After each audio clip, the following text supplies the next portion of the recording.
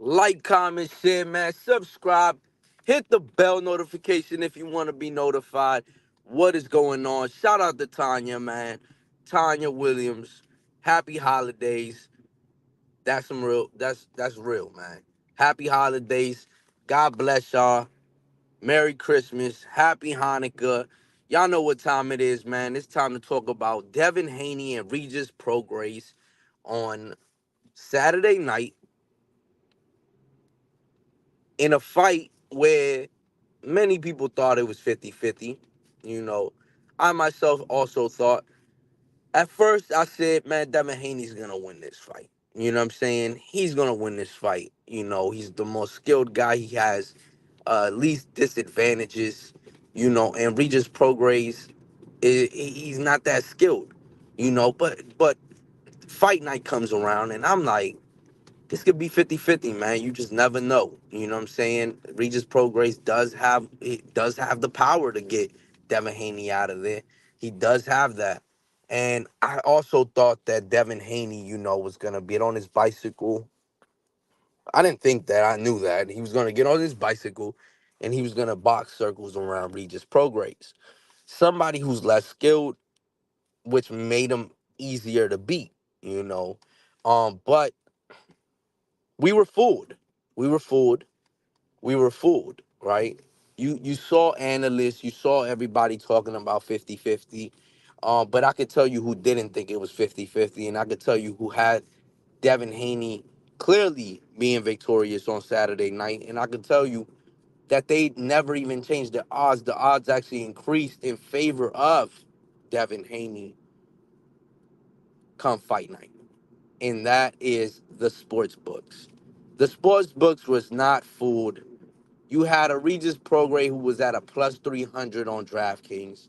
You had a Regis Prograis was plus 600 to knock out Devin Haney. And the only people that were fooled were the analysts, the people that thought, you know, and such as myself as well, right? Fooled. Fooled because, you thought Regis Prograis was going to be able to go in there and actually show something, actually do a little more. But the sports books weren't wrong. The sports books had it right all along. Devin Haney has never been an underdog. Now, my question was it an impressive fight for Devin Haney? Look, to the fans, it was impressive how, to me, it's impressive how Devin Haney is disciplined, right? It's impressive how disciplined he is inside of that ring. It's impressive that he has a very good ring IQ. You can't negate that. Those are facts. Those are the facts. He has a really good ring IQ, and if he doesn't want you to touch him, you're not going to touch him. You're just not. That is not the fighting style that I like. That's not the fighting style that I really care too much for, and I, throughout times I was bored throughout the fight. But the name of the game is to get the victory, and that's exactly what Devin Haney went in there and did. He went in there and got the victory over a guy like Regis Prograis, where a lot of people said he was number one in the division, 140-pound division. A lot of people said wasn't in the pound for pound, in a pound for pound ranking at all. But a lot of people said Regis Prograis was the number one in the 140-pound division, 40-pound division, but didn't hold a lineal belt and didn't beat the guy that beat him in the 140-pound division. But he was the number one because of longevity and seniority inside of the division to guys like Chris Mannix, right? Who, in fact, you can't base this game off of seniority, right? This is not the union. This is not a union, okay? You can't base this off of seniority. You can only base this off of skills. Now, he lost to George Taylor in a good fight, but in a fight that he lost, Josh Taylor lost to Teofimo Lopez. So he never got his he never beat Josh Taylor, and Teofimo Lopez beat Josh Taylor in impressionable fashion. Now, what was more impressionable? What was more impressionable? Um, Teofimo Lopez beating Josh Taylor or Devin Haney beating Regis Prograis? Now, these are gonna be answers where you could be like, you know, you could say, you know, Devin Haney over Regis Prograis, you know, because he was coming up from 135 pounds. He was the undisputed champion at 135 pounds. And he's going up to a guy that a lot of people felt that was number one in the division. No doubt about that. I understand that argument. Very, very reasonable argument. In the other hand, you have a Teofimo Lopez who had two fights in the 140-pound division, who came up from 135 pounds where he lost, took a fight with Pedro Campa, um, you know, he got rid of him, you know what I'm saying? A fight where, you know, a confidence builder type of fight. And then he fights Sandor Martin, a fight that he didn't look too well in, right? But after that, you see him get an opportunity to fight Josh Taylor for the WBO and the lineal title. He literally, when everybody was writing him off, when people were like, yeah, he's not beating Josh Taylor, he's not gonna get the job done, whatever, he superseded, right? And he did it in convincing fashion. He did that in convincing fashion, meaning that this dude was putting in. I mean, he had his mindset that he was gonna beat this dude, and that's exactly what he went in there and did the night that he fought Josh Taylor. Impressiveness, both impressive in their own way, both impressive in their own way. But to say that Regis Prograis was the number one guy at 140 pounds based on seniority is kind of dumb to say. Because you can't base that off of just because this dude has seniority inside of the division that, oh yeah, this guy was the number one dude, which in fact was not the reality, where he lost to the guy who was really a pound for pound fighter Teofimo, before Teofimo Lopez fought him. Teofimo Lopez has fought 2 pound for pound fighters, okay, and beat 2 pound for pound fighters. So that's impressive all in itself. What Devin Haney went in there and did is impressive. You know, it's impressive to the degree of how it all worked out for him. Is he a hell of a fighter? He is. He is a very good fighter. You have to admit that he's a very good fighter. He's very disciplined and has great ring IQ. His fighting style ain't worth a shit. You know, it's not a fan friendly style. It's not something that fans are gonna be raving about to see this guy.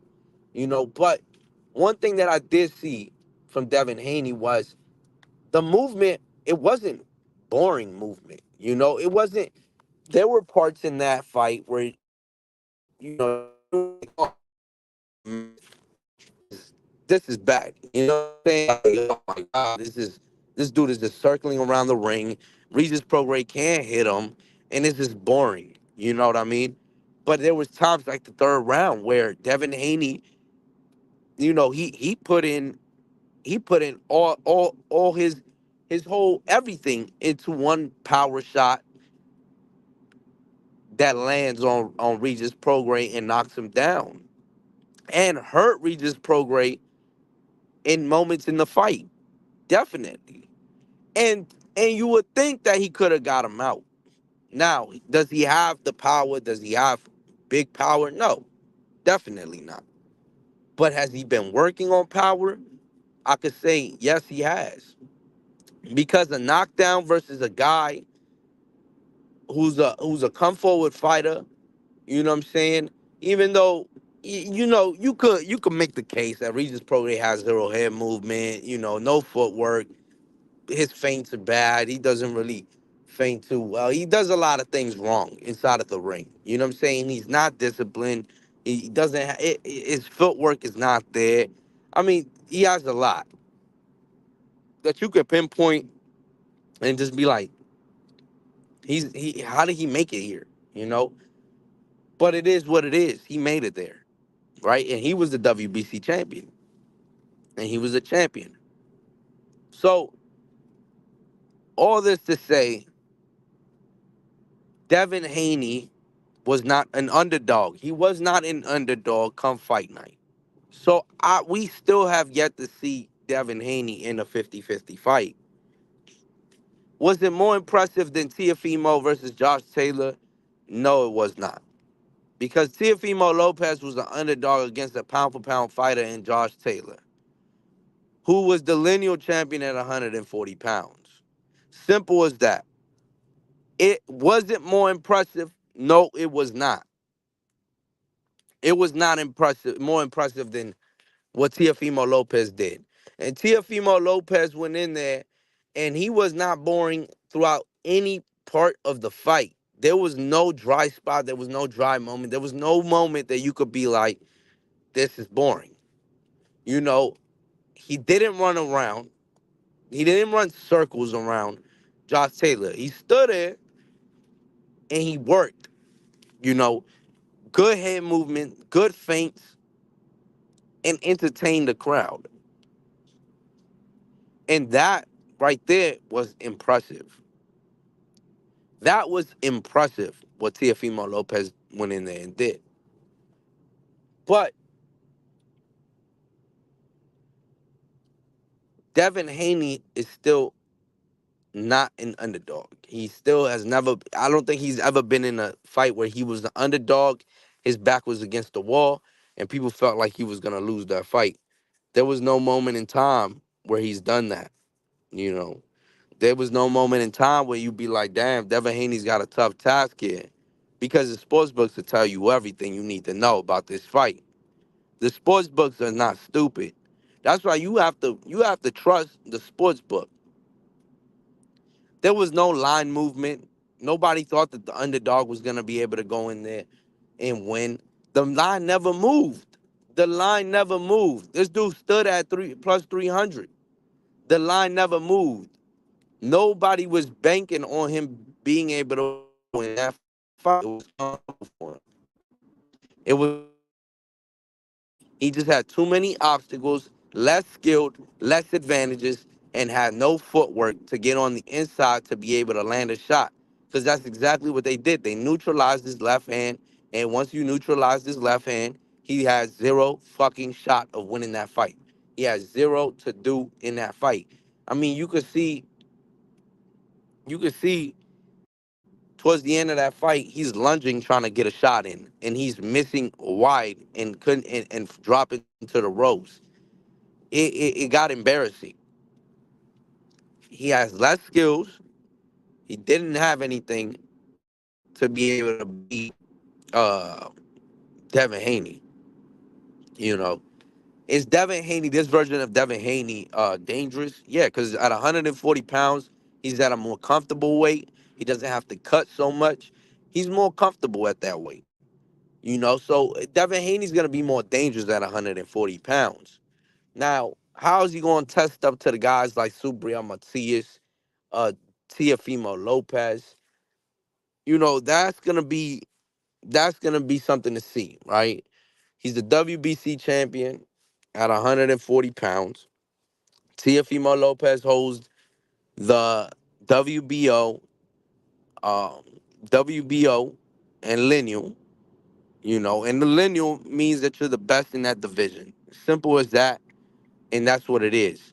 Now, if you want to disrespect somebody, you want to disrespect Teofimo Lopez, have at it.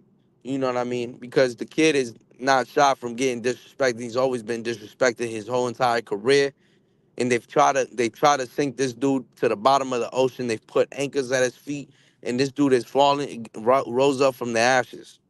See what I'm saying? That's the type of dude Teofimo Lopez is, a blue collar. a blue collar type of dude. You know what I mean?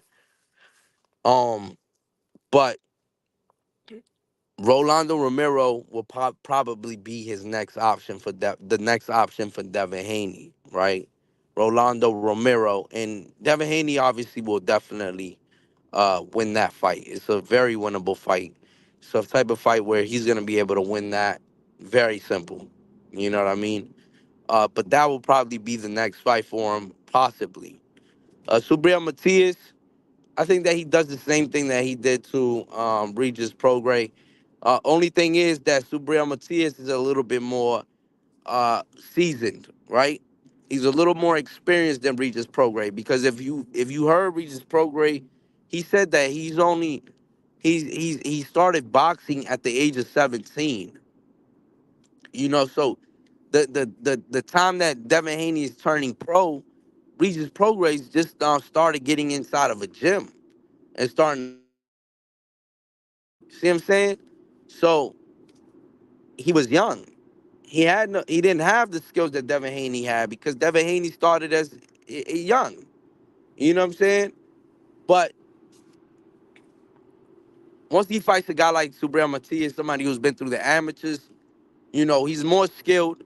He might have a little bit more trouble with him, but I think it'll be the same outcome, right? Because Subriel Matias is more of a stand in the pocket type of fighter, and he's gonna fight you in the pocket, and he's gonna trouble you the whole night. Is he gonna be on you? Of course he will be. You know what I'm saying? But how will he be able to neutralize all that movement that Devin Haney does? And it was the dirty tactics too, man. There was no dirty tactics coming from Regis Prograis. He allowed Devin Haney to get on his bicycle and just start finding a range where he was very comfortable in, and just start picking at him and getting him and making the fight very easy for him, right? And that's exactly what Regis Prograis did for Devin Haney. He made the fight super easy for him. He didn't do anything that was gonna be of any trouble throughout the whole fight for Devin Haney. Devin Haney, you know, there was just no trouble in that fight. You know what I'm saying? But what will be next? What will be next? That's to find out. Subriel Matias would be a good fight, but I think that he also gets Subriel Matias out of there. Now, Teofimo Lopez, now might be the fight where he's gonna probably run into some problems because Teofimo Lopez is a boxing puncher who could do it all. You know what I'm saying? From fight on the inside to fighting on the outside with head movement, with feints, uh, hand speed, knockout power, good footwork, can paint your fucking fence. You know what I'm saying? Walk your dog all in the same night. You know what I mean? Because Teofimo Lopez is that type of dude. You know what I'm saying?